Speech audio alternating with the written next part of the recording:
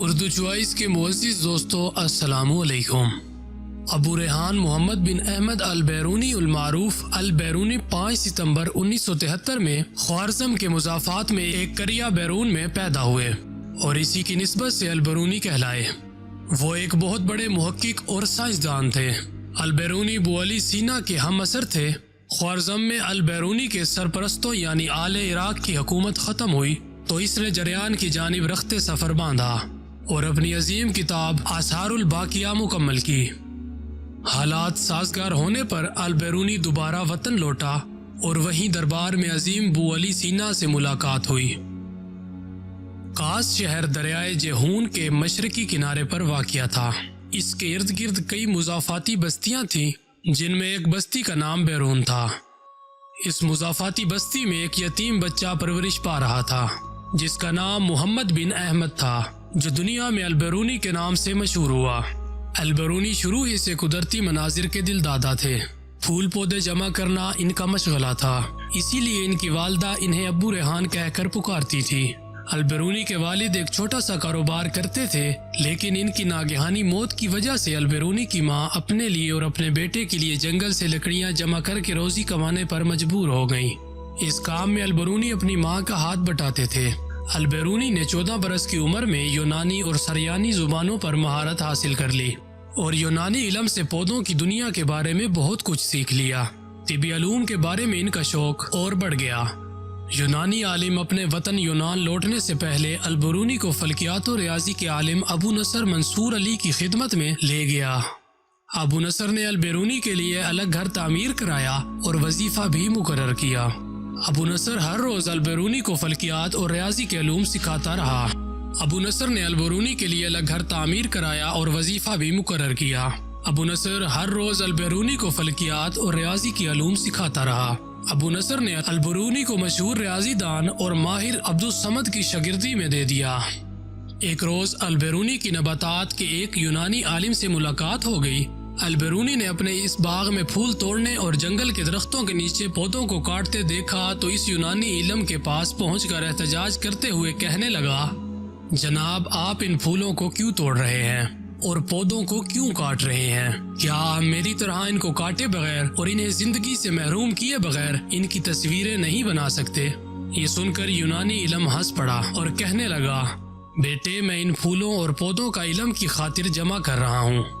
ان پودوں اور پھولوں سے ہم بیماریوں کے علاج کے لیے دوائیں تیار کرتے ہیں۔ یہ سن کر البیرونی خوشی سے تلایا، تو آپ نباتات کے عالم ہیں؟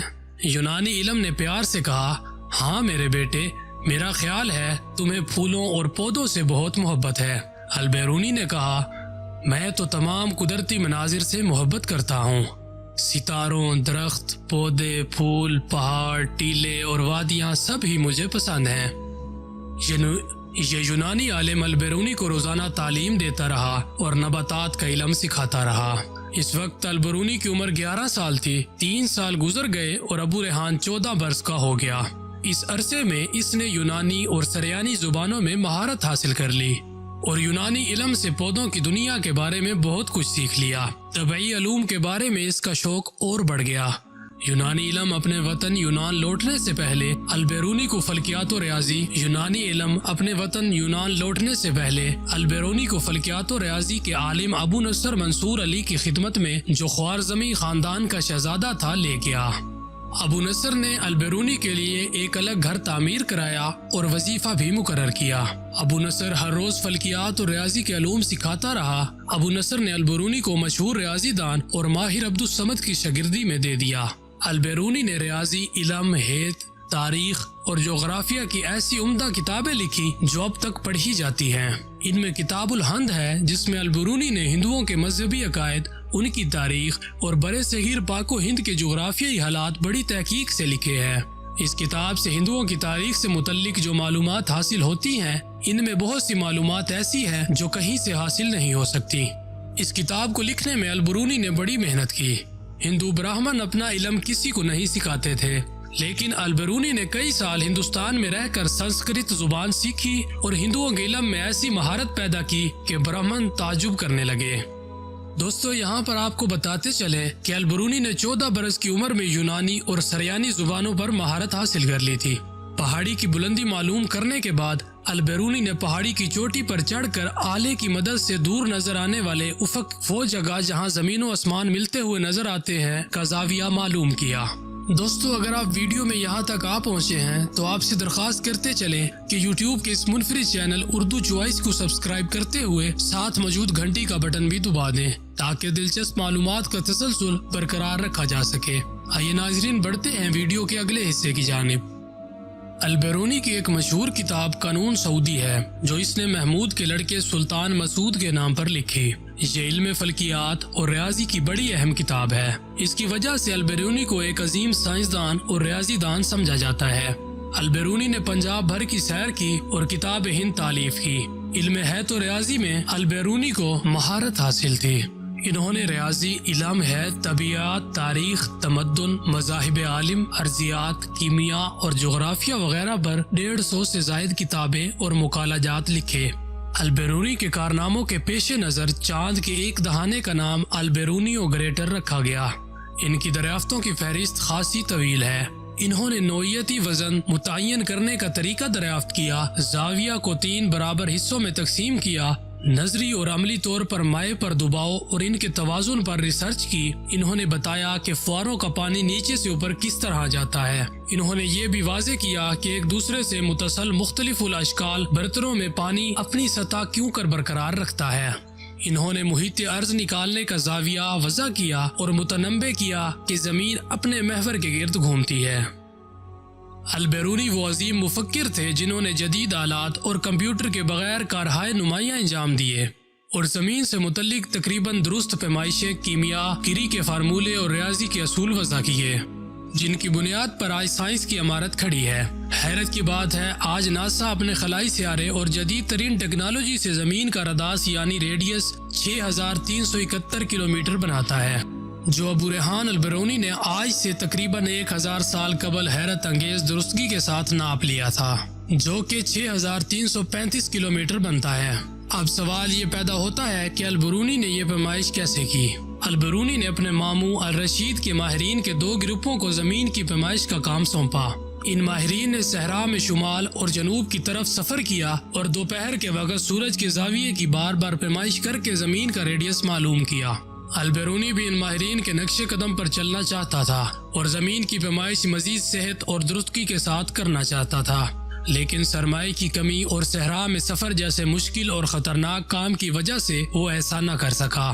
تب البیرونی نے الجبرا اور جیومیٹری کا استعمال کرتے ہوئے زمین کی پیمائش کی اور ایک ایسے طریقے کا کھوج لگایا جو نسبتاً آسان اور نتائج کے حوالے سے انتہائی کارگر تھا۔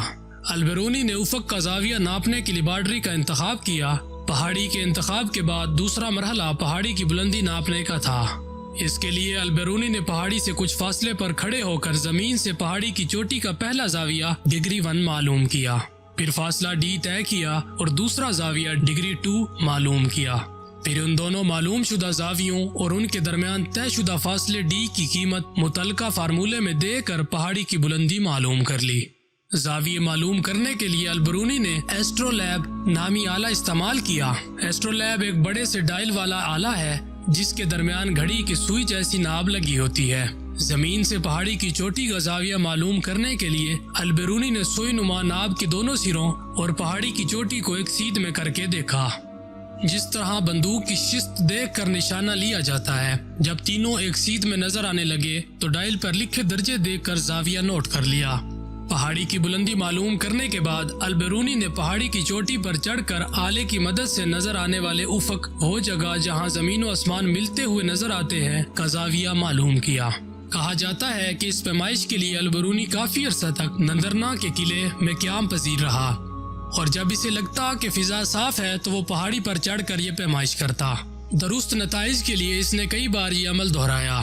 افق کا زاویہ معلوم کر لینے کے بعد البیرونی نے حساب کتاب کیا اور اسے زمین کا رداس یا ریڈیس معلوم ہو گیا۔ اس سارے عمل میں البیرونی نے کل 4 قیمتیں معلوم کی۔ ایسٹرولاب کا استعمال کر کے 3 زاویے اور 1 فاصلہ، 2 زاویے اور 1 فاصلہ پہاڑی کی بلندی معلوم کرنے کے لیے اور پھر افق کا زاویہ آخری نتیجہ حاصل کرنے کے لیے۔ ابو ریحان محمد بن احمد البیرونی المعروف البیرونی 13 دسمبر 1048 میں 75 سال کی عمر میں افغانستان کے شہر غزنی میں وفات پا گئے۔ تو اس طرح سائنس کا ایک بہت بڑا ستارہ اس دنیا سے رخصت ہو گیا۔ ناظرین گرامی، آج کی ویڈیو میں بس اتنا ہی۔ اگر ویڈیو اچھی لگے تو کمنٹ سیکشن میں اظہار ضرور کیجیے گا۔ اردو چوائس کو اجازت دیں۔ اللہ نگہبان۔